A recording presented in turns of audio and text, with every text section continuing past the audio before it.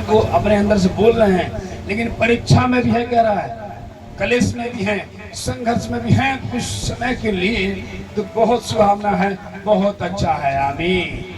क्योंकि आप पापी होकर दर्द नहीं उठा रहे, अब धर्मी बनकर आप परीक्षा में हो, याद के लिए बहुत सुहावना है।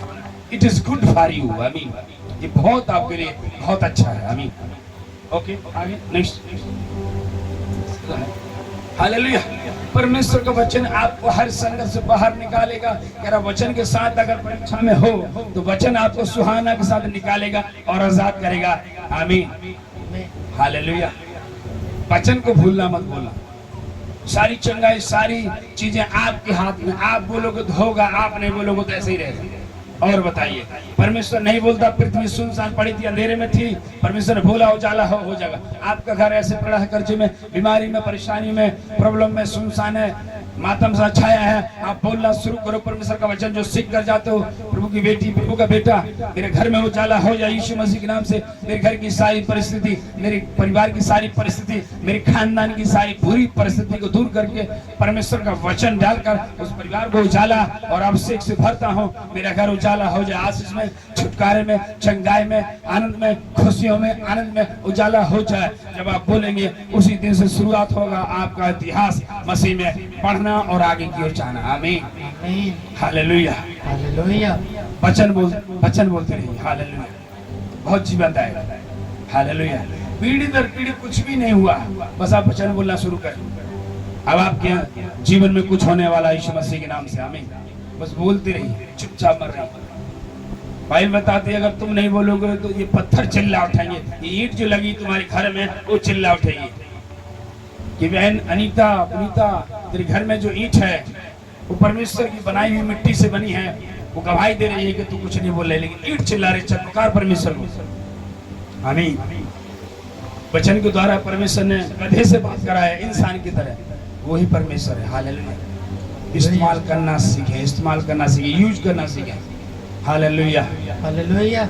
मूसा के पास एक लाठी थी, परमेश्वर जो बोलता था वचन उसी के अनुसार करता था। समुद्र दो भाग हो जाते थे, इजरायली बाहर निकल जाते थे, पर समुद्र पूरा खून बन जाता था, पूरी टिड्डियां आ जाती थी, केवल वचन के द्वारा। हमें यीशु मसीह वही वचन को इस्तेमाल कर, चल उठ और चल लगा, चलता था। मुर्दा जिंदा हो जाता था, बीमार चंगे हो जाता, कोढ़ी शुद्ध हो जाता था, बोल बोल के चंगा थे। मैं चाहता हूँ चंगा हो जाए, मैं चाहता हूँ तेरे पाप क्षमा हुए, तुरंत क्षमा, बाहर आ जाओगे, कब्र के स्थान से बाहर आ जाओगे। बता रहा हूँ। आमीन। बोलना सीखिएगा कलीसिया। हालेलुया। कलीसिया को बोलना है। हालेलुया। इसीलिए कभी चुप न रहे कलीसिया, बोलते रहे परमेश्वर का वचन। बीमारी में, दुखों में, सर्दी जुकाम में। आमीन। थोड़ी सी परेशानी में आप डॉक्टर को चले जाते, 10 चक्कर लगाते, वचन बोलिए ना, उसी 10 चक्कर में आप लगा 100 बार वचन बोलिए परमेश्वर। देखिए बिल्कुल कैसे आपको हीलिंग मिलेगी तुरंत। हालेलुया। आमीन। ये वचन है, कोई मामूली नहीं। हालेलुया। आपको जीवन में बिल्कुल काम करेगा, काम कर कर ही वापस आए। आमीन। हालेलुया। नेक्स्ट। आमीन। और परमेश्वर का वचन आत्मिक भोजन है। क्या है? आत्मिक भोजन है। मत्ती 4:4 पढ़िएगा। मत्ती 4:4 आत्मिक भोजन है वचन। उसने उत्तर दिया कि हर एक वचन से जो परमेश्वर के मुख से निकला है। हालेलुया।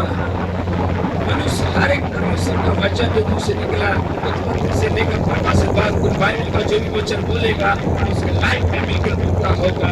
ये कारण है। हमें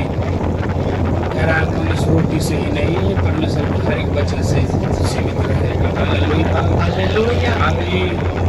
हालेलुया। हालेलुया। वचन बोलना कितना इम्पोर्टेंट है आपकी लाइफ। हालेलुया। वचन बोलना शुरू कीजिए। बीमार बच्चे पढ़ते वचन बोलिए, जाते यीशु के नाम से छोड़कर चली जाए बुखार, टाइफाइड। कई वीडियो में, कई परिवारों में खानदानी बीमारियां होती है। शायद वो टीबी होगी, शायद वो कैंसर होगी, शायद वो कुछ हो सकता है, एनीवन कुछ हो सकता है।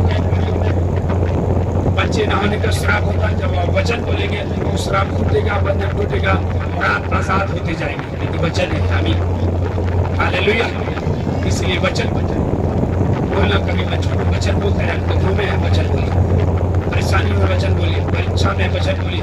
प्रभु इस समय मैं बहुत परीक्षा, मुझे कुछ नहीं दिख रहा, तेरा वचन कहता मुझे बुखार में तुझे छुड़ाऊंगा और तू सहायता पाएगा।